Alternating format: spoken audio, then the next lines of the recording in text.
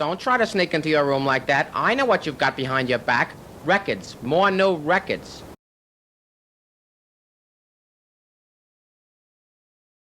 Hello. Hello.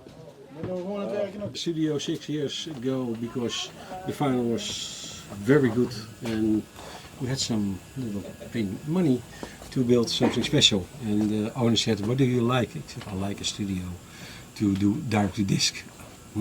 What does it cost? And I tell him, then I saw him for 2 days not, and then he came, it's okay.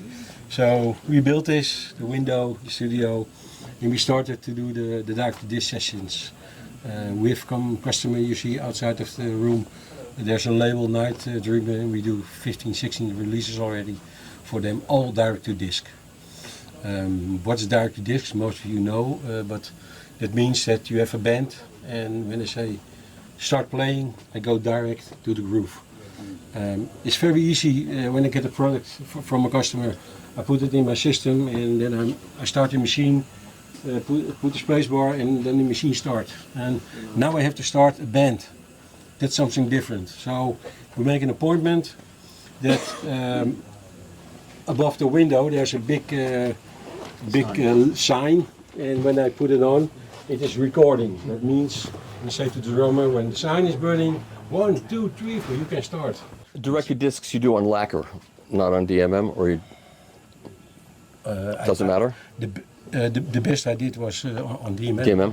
Yeah, the group Jabé, Hungarian group. Yeah. So very good. I shall show you a little bit. Oh no, they're all on the screen now. Yeah, it's fantastic. The DMM has such a brightness, and when it's possible, it's a bit more risky because you cannot go so deep on a DMM than on a lacquer. But for the sound, it's the best. Yeah. You know the lacquer. We had the lacquer, of course. It started in '48, cutting lacquers, and in '81. When that small thing, what's a small thing? The small disc. Oh, CD. Yes, yeah. I remember.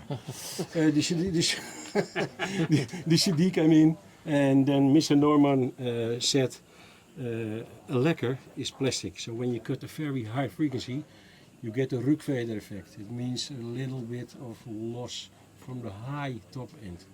Nobody complains, but as engineers we know. You said, we want to have it. So in '81 he thought, I want to update the system with copper on it.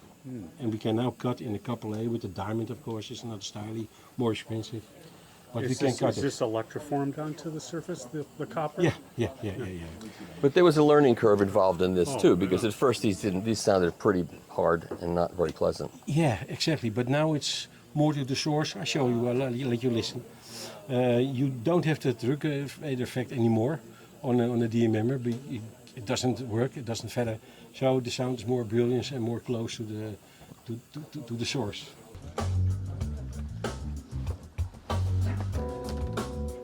So what you hear now is without processing, when the band is playing, there's the band, they play it, not this is not the sound of the movie. So what you hear now is in the groove.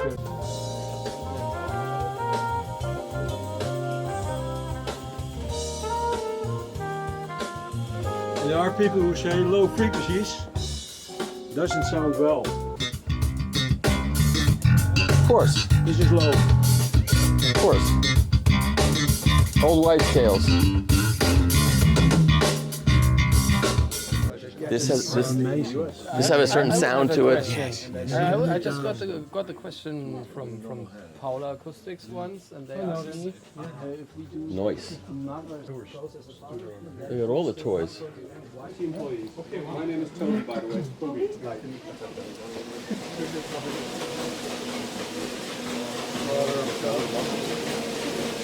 So this is the department where we get our flat papers from Stelbenzo, which is across the road. And here they are folded into inner sleeves, outer sleeves. Those machines are very old, especially the machine over there was purchased so we could do the Thriller album for Michael Jackson, fold all the amount. It was especially purchased for the album. So this is where we get all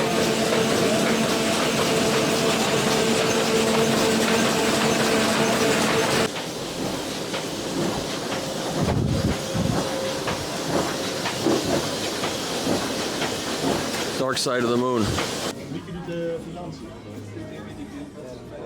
They go through a quality control. They check whether the right songs are on the correct site, with the correct label, with the correct artwork. They listen with a technical ability. They don't listen whether the song is to their liking, but they listen for sounds, ticks.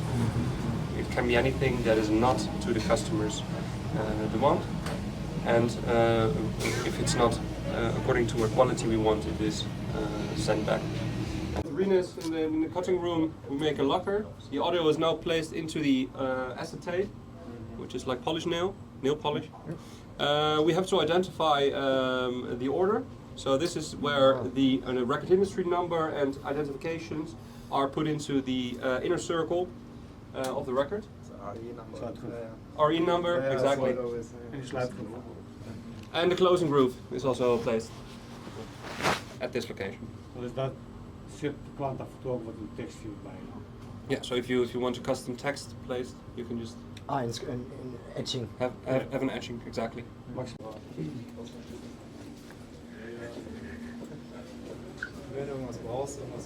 Galvanics. Watch your fingers. If you could please gather around me, I will tell you what is going on over here, and then you can have a look.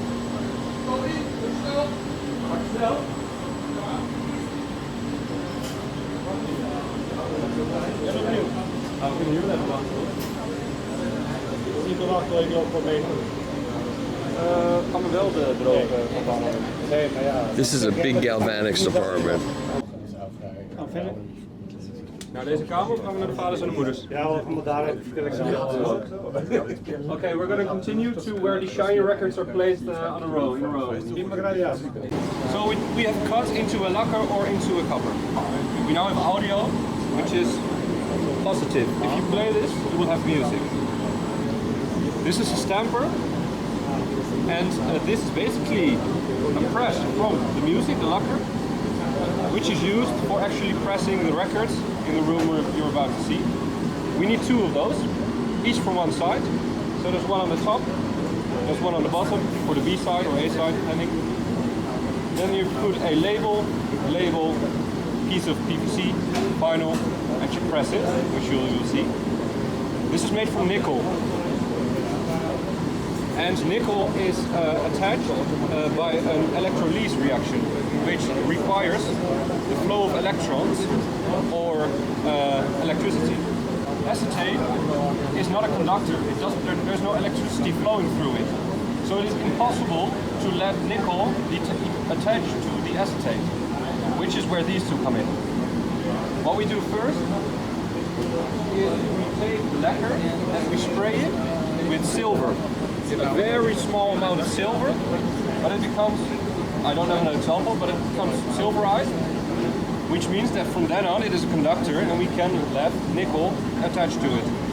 It's all, the attachment is done in these baits, in different rounds.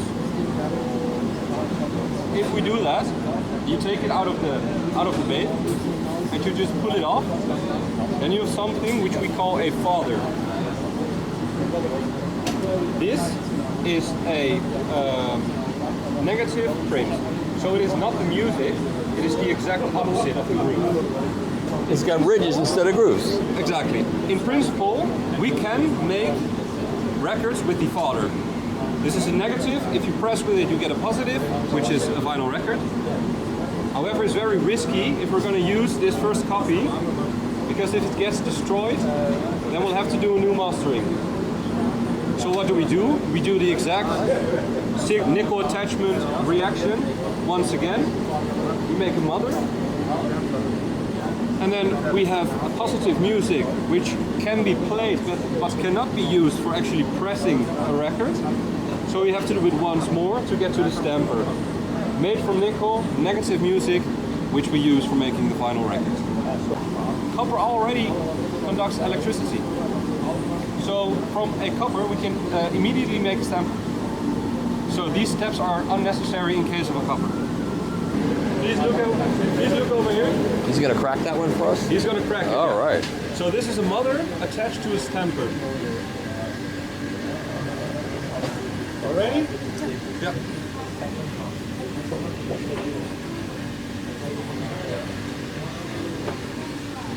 Dat is best wel mooi. Nou, pictures? I can take pictures, right? Oh, that was quick.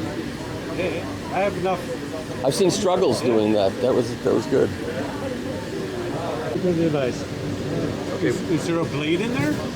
No. It's Men in Black. I don't remember any. Could you do it again? I don't remember this anymore. Could you do another one? Just cut a little bit because I cannot do it with my hand.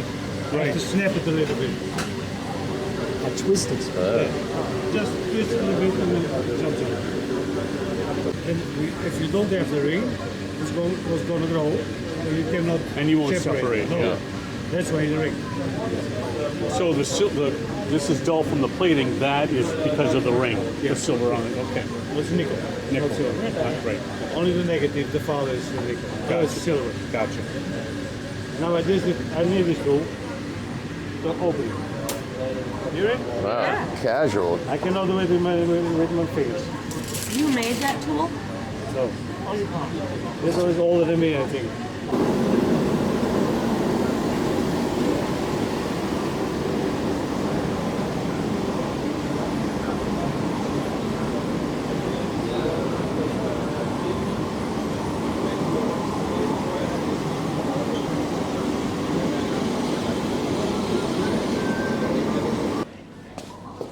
It's not the biggest room, but it definitely is a very important apartment.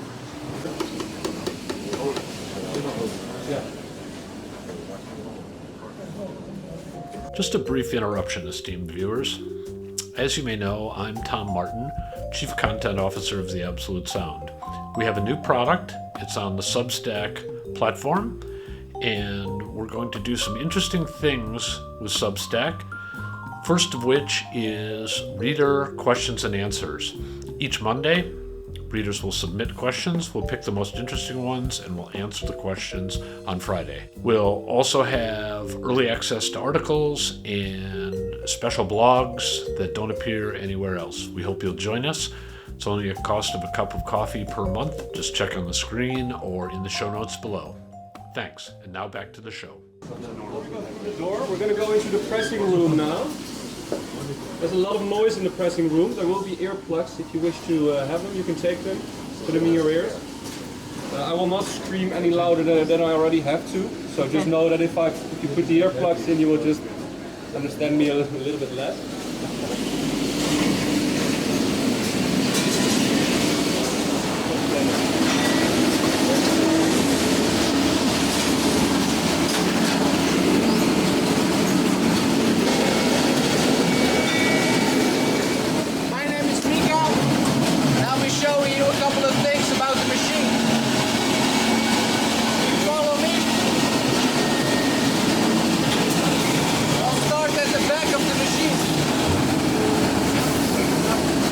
Material gets sucked into the machine.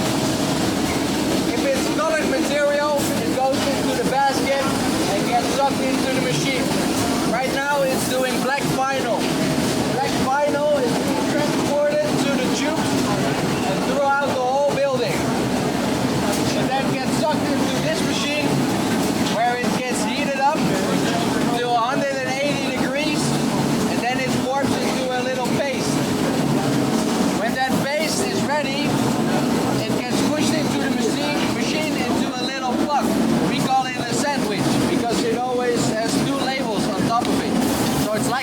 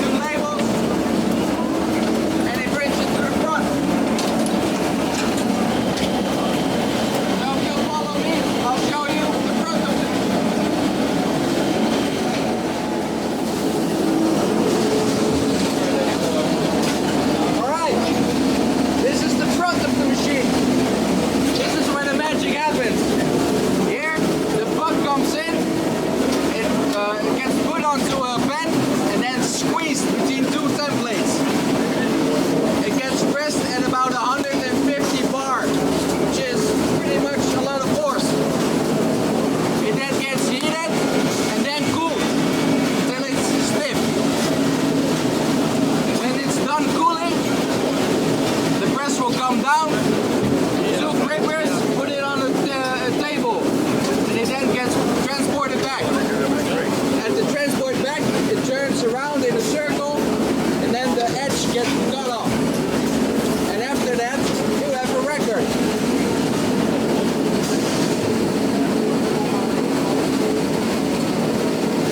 One machine can make 1,000 records per shift. We have 2 shifts a day, which means one machine is 2,000 records. You can count them out if you want to. It's a lot of records.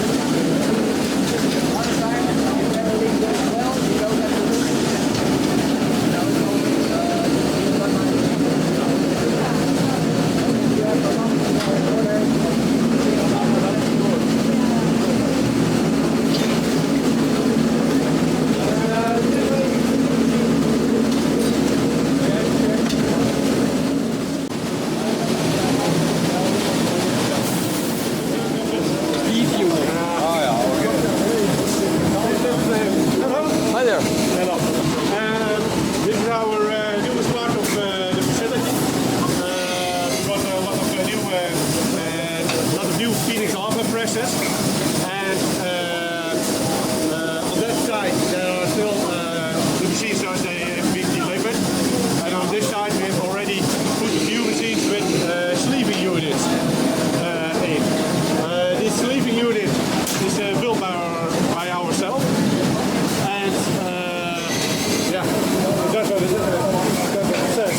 It's sleeving the record.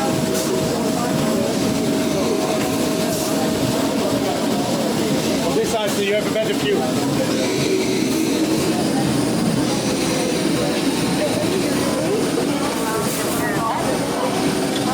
Yeah, that's good. Yeah, so if when we are before, yeah. Thank you.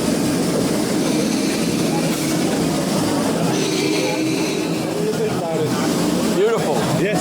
Beautiful machine. Yeah, I built it. And you designed all of this part of the machine? Yeah, in cooperation with Fremer. They build the physical part of the machine, and I have done the software and designing the whole process. So the Phoenix Alpha part is that part over there? Yeah, so that's mainly that part.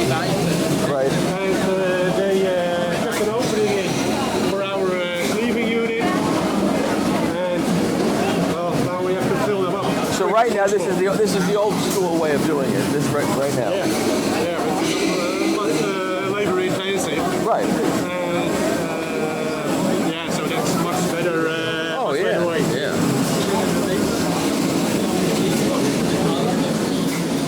And this extruder is over there. Yeah, on that side. Oh, there's the flash part of it. That's right. On the back side there's the extruder. Yep. And the label part. And when the record is pressed, we have an how do you call it? The Flash? We have to cut the exit. The flash. Yeah, the flash off. And that will be grinded here in the mill. That's so much better. That's so much better than the old way, which was a big bucket full of flash. Yeah. Now it's ground up already. It's ground up. We're still balancing the system. Sometimes it doesn't work correctly, but the grinded material is placed on the bottom, and when the hopper loader on the back of the extruder needs material, it first removes the material from the grinder into the hopper loader, and then it tops it up with material from the silo upstairs. Wow. It's so much more efficient than it used to be now. Yeah, that's true. And we're not done yet.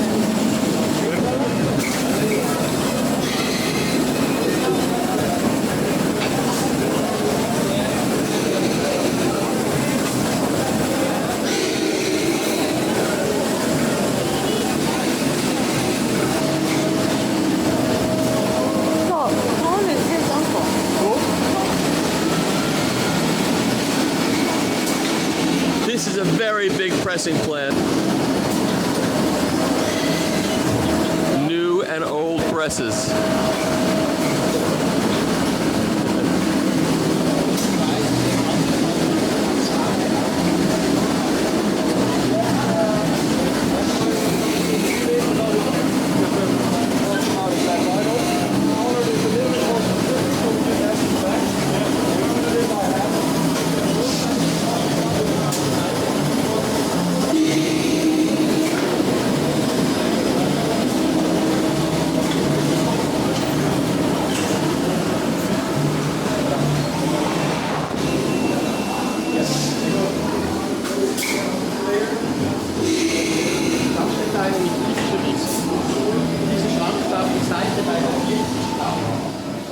Now we've made a full circle. And back on the other side.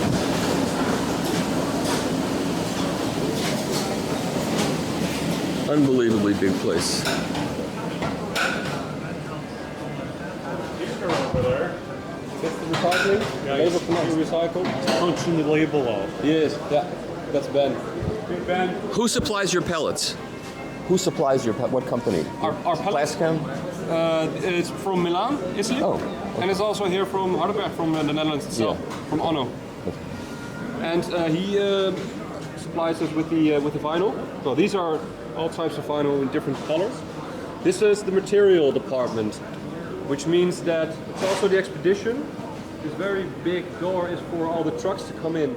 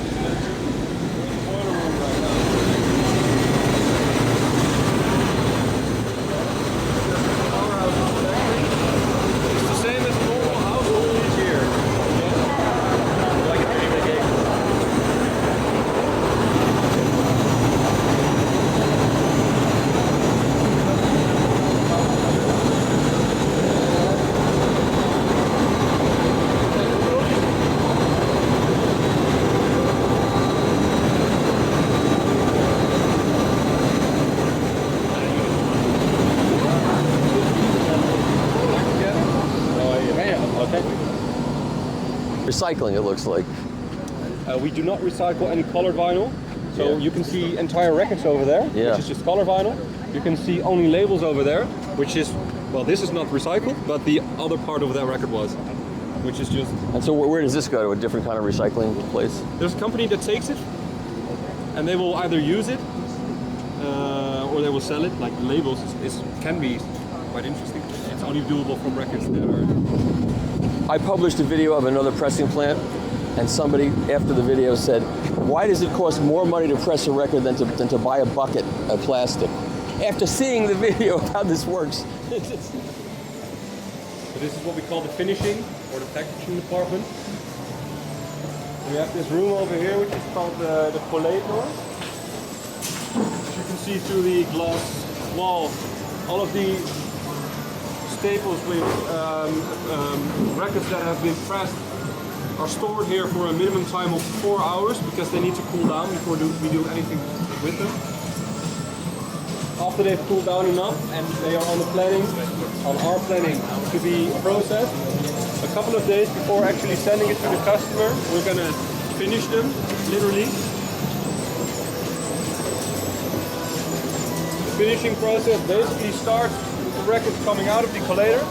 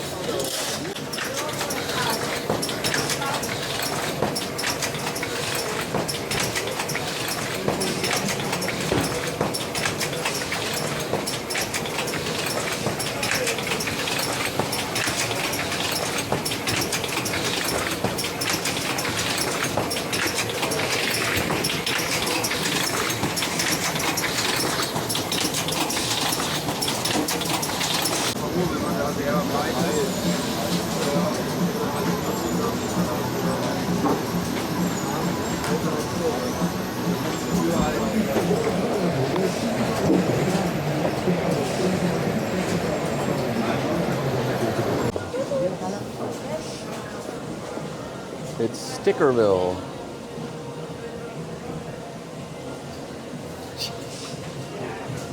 Here's the Pink Floyd. Here's the Pink Floyd. I bought that David Sylvian record, Manophone.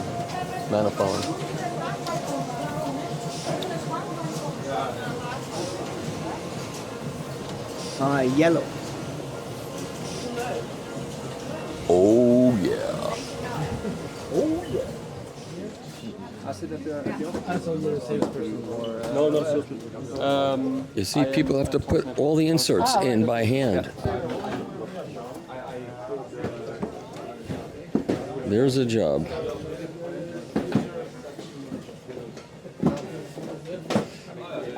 Did Pink Floyd ever think, when they made this record in 1974, that in 2023, people would be sitting here putting the same inserts into Pink Floyd Dark Side of the Moon record? Did they ever? They never imagined that. I guarantee you, they never imagined that.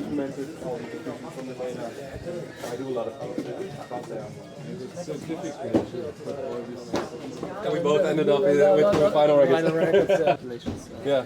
But obviously you have a much bigger source of data. Hi there.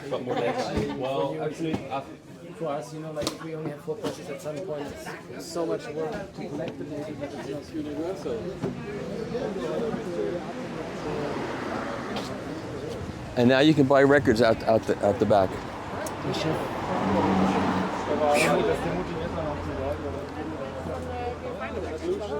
We did the K3 for you guys. Got a couple of JBLs in the trunk, Michael. Of course, doesn't everybody have a couple of JBLs in the trunk? Every day.